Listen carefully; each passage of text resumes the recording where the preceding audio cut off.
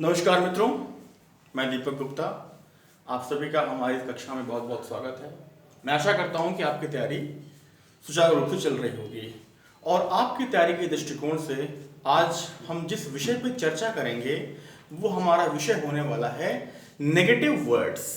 Negative words English language में, English grammar में, चाहे आप किसी भी परीक्षा की तैयारी क्यों ना कर रहे हो, एकेडमिक्स हो, कॉम्पिटिटिव हो, जैसे मैं पहले भी आपको बोल चुका हूं कि केवल पैटर्न बदलता है लेकिन कॉन्सेप्ट वही रहता है।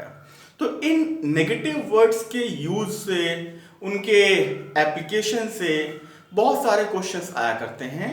तो आज हम इन नेगेटिव वर्ड्स को पहले हम समझेंगे और फिर उनको सेंटेंस में कैसे यूज करते हैं हम उसको सीखते हैं और प्रोबेबली इसके बाद वाले वीडियोस में हम कुछ क्वेश्चंस भी सॉल्व करेंगे जो एग्जाम्स में आए हुए क्वेश्चंस हैं। आइए देखते हैं। आप जैसे कि आप देख पा रहे हैं कि हमारा जो आज का विषय है वो है use of negative words and their usage. अब आपको यहां पे दो चीज समझनी है, that there are two kinds of negative words. Negative words दो तरह के होते हैं। पहले कौन से होते हैं? पहले नेगेटिव वर्ड्स वो होते हैं जो मीनिंग में नेगेटिव होते हैं। किसी ने आपसे कहा that will you help me, आपने बोला नो, नेवर। तो अभी जो नो है ये नेवर है, इसकी क्लियर मीनिंग है कि नहीं, बिल्कुल नहीं। तो हम इन वर्ड्स को, ये वर्ड्स आते हैं हमारी कैटेगरी में जिसको हम बोलते हैं words which are negative in meaning. और इसी कैटेगरी में हमारे पास कुछ और भी वर्ड्स हैं, जैसे कि नो और नेवर मैंने आपको बोल दिया, नन, नीदर, नॉट, ये सारे वर्ड्स आते हैं जिन्हें हम बोलते हैं words which are negative in meaning. और इनसे ज्यादा प्रॉब्लम्स भी नहीं होती हैं, मतलब इनसे एग्जाम्स में प्रॉब्लम्स नहीं आती हैं। प्रॉब्लम्स आती हैं second kind of negative word से, words which are negative in expression. Mark my words, I repeat, words which are negative in expression. अब ये words कौन से हम देख लेते हैं? No sooner, rarely, hardly, scarcely, little, unless, until, lest, not only but also. यहां पे हमें क्या ध्यान देने की आवश्यकता है? हमें यह ध्यान देने की आवश्यकता है कि ये words which are negative in expression, ये वर्ड्स जो एक्सप्रेशन में नेगेटिव हैं, इन वर्ड्स के साथ हम कभी भी words which are negative in meaning का यूज हम नहीं करते हैं। मैथमेटिक्स में आपने सीखा होगा, आपने पढ़ा होगा that when we have two negatives, -2 multiplied by -2, the result comes 4, plus का 4, +4।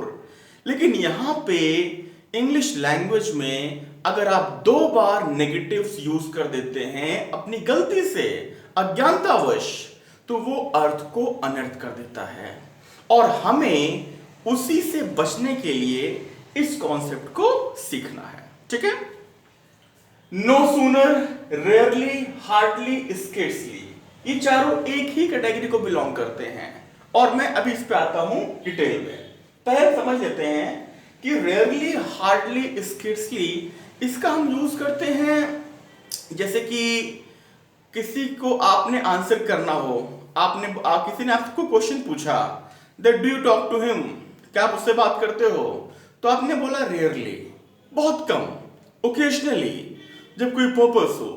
तो जो रेयरली है, ये हार्डली है, ये वर्ड नेगेटिव है, लेकिन ये नेगेटिव है एक्सप्रेशन में।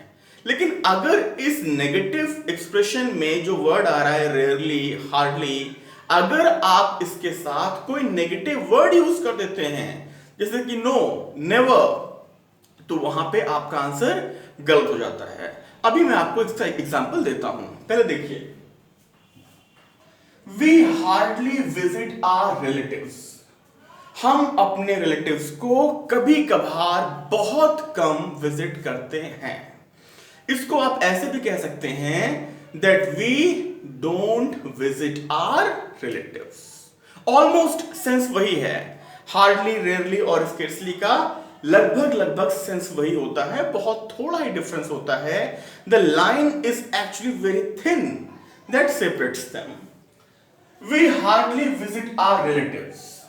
She has little idea about their departure. She has little idea. यहां पे वर्ड हमारा है little. अब यहां पे मतलब ये है that she has no idea. उसको उनके डिपार्चर के बारे में कोई आइडिया नहीं है. Try to understand. हम इनके साथ कोई भी नेगेटिव वर्ड्स यूज नहीं कर रहे हैं क्योंकि ये हार्डली, लिटिल ये अपने आप में ही नेगेटिव हैं और ये हमारे सेंटेंस को मीनिंगफुल बना रहे हैं. अगर इनके साथ हम किसी वर्ड को यूज करते हैं जो कि नेगेटिव इन मीनिंग है तो हमारा सेंटेंस मीनिंग लेस हो जाएगा. जैसे मैंने आपको अभी बताया कि वो अर्थ का अनर्थ हो जाएगा. Unless you work hard you will not succeed. Most important pattern है ये आपके एग्जाम्स के पर्सपेक्टिव से, चाहे आप एकेडमिक्स की तैयारी कर रहे हो या फिर कंपटीशन की. ध्यान दीजिए, अनलेस यू वर्क हार्ड. हम गलती कहां पे करते हैं? हम गलती करते हैं unless you don't work hard. अब अनलेस मैंने आपको बताया, अनलेस जब तक नहीं, अनटिल तब तक नहीं, लेस्ट कहीं ऐसा ना हो कि. ये इनके हिंदी ट्रांसलेशंस हैं, ये इनके हिंदी अनुवाद हैं. तो जब ये अपने आप में ही नेगेटिव हैं तो हमें इनके साथ किसी नेगेटिव वर्ड को लेके आने की आवश्यकता नहीं है. अब यहां पर समझिए, आपकी अंडरस्टैंडिंग के लिए मैंने इसको लिखा हुआ है, unless you work hard you will not succeed. अब यहां पर देखिए, अगर इस अनलेस को आप इफ में कन्वर्ट करना चाहते हैं तो एग्जैक्टली जो इसी सेंस में हमारा सेंटेंस होगा वो होगा if you don't. Unless you work hard, if you don't work hard you will not succeed. Try to understand the difference कि हम if के साथ not लेके आते हैं और unless के साथ not लेके नहीं आते because unless अपने आप में ही नेगेटिव है. मैं आशा करता हूं कि आपको यह बात समझ में आई होगी. unless और if दोनों ही कंडीशनल्स हैं, ये आपको पता है. तो मैं यहां पे आपको एक और बात बता देता हूं जिससे अक्सर क्वेश्चंस आते हैं. Whenever we use a conditional type 1, तो उसका जो कंडीशनल क्लॉज है, यानी कि ये वाला क्लॉज, कंडीशनल क्लॉज हमारा हमेशा सिंपल प्रेजेंट में होता है. Unless you work hard, until you work hard, if you don't work hard. ठीक है. और जो हमारा मेन क्लॉज है वो हमारा सिंपल फ्यूचर में होता है, you will not succeed. You can see that. एक एग्जांपल आपके लिए और लेता हूं इसी पैटर्न पे. लास्ट में देखिए, I will not go to Delhi unless my father permits. Sentence same है, सिर्फ हमने कंडीशनल क्लॉज को बाद में लिख दिया है और मेन क्लॉज को पहले लिख दिया है, लेकिन पैटर्न वही है. यहां पर भी हमारा जो कंडीशनल क्लॉज है सिंपल प्रेजेंट में है, प्रेजेंट इंडेफिनिट में है, और जो हमारा मेन क्लॉज है वो सिंपल फ्यूचर में है.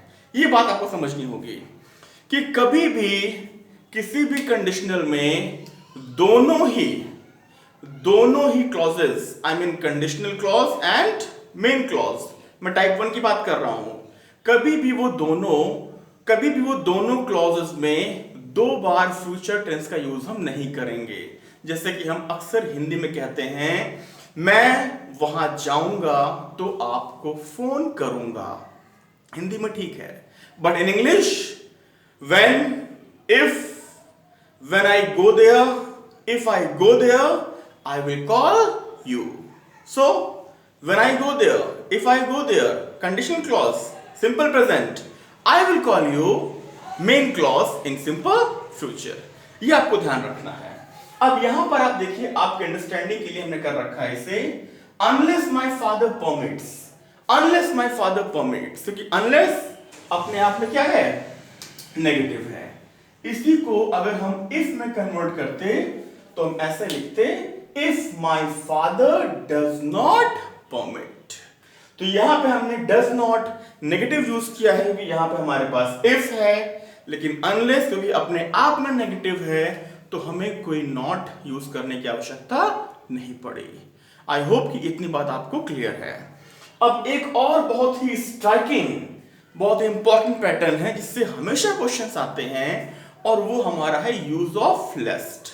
हाँ, अपने पहले के वीडियोस में उस पर हम डिस्कस भी कर चुके हैं और मैं इस पे एक सेपरेट वीडियो केवल लेस्ट पे ही बनाऊंगा, लेकिन अभी आप यहां समझ लीजिए, study hard लेस्ट you should fail. यहां पे आपको ये समझना है कि लेस्ट भी अपने आप में नेगेटिव है, लेकिन लेस्ट, ये बात आप बिल्कुल अपने मन में रख लीजिए, गांठ बांध लीजिए कि लेस्ट के साथ हमेशा शुड आता है। विल, वुड कुछ नहीं, सिर्फ और सिर्फ शुड आएगा। Put your tools away lest somebody should fall down। अपने टूल्स हटा लीजिए, कहीं ऐसा ना हो कि कोई गिर जाए। Study hard लेस्ट you should fail. Hurry up लेस्ट you should miss the bus. जल्दी करो नहीं तो आपकी बस छूट जाएगी।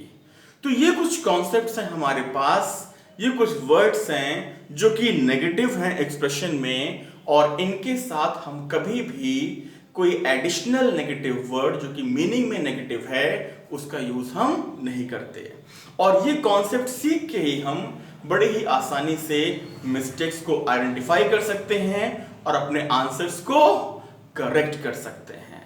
मैं आशा करता हूं कि ये बात आपको समझ में आई होगी, ये पॉइंट आपको समझ में आ गया होगा, और अगर आपको समझ में आ गया है तो इसको आप अपने मित्रों तक भी पहुंचाएं, क्योंकि शेयरिंग ही केयरिंग है और हमारा सीखने और सिखाने का जो सिलसिला है वो रुकना नहीं चाहिए। बहुत बहुत धन्यवाद।